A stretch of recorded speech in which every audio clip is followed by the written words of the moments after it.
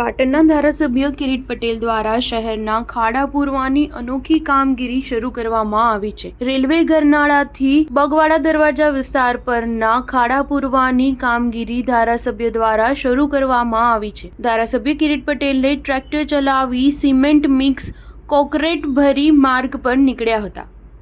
ભારે વરસાદને લઈ માર્ગો પર પડેલ ખાડા પાલિકા તંત્ર દ્વારા ન પૂરવામાં આવતા ધારાસભ્ય મેદાનમાં ઉતર્યા છે। આજે ધારાસભ્ય કિરીટ પટેલનો 55મો જન્મદિન નિમિત્તે તેમણે નવતર પ્રયોગ હાથ ધર્યો છે। પાલિકામાં પ્રજાજનો તેમજ વિપક્ષ કોંગ્રેસ દ્વારા ખાડા પૂરવા માટે અનેક રજૂઆત કરવામાં આવી હોવા છતાં કોઈ કાર્યવાહી થઈ નથી। આજે પાટણના ધારાસભ્ય કિરીટ પટેલ સહિત કોંગ્રેસના આગેવાનો ખાડા પૂરવા માર્ગો ઉપર ઉતરી આવ્યા છે। Star news 7 Patan.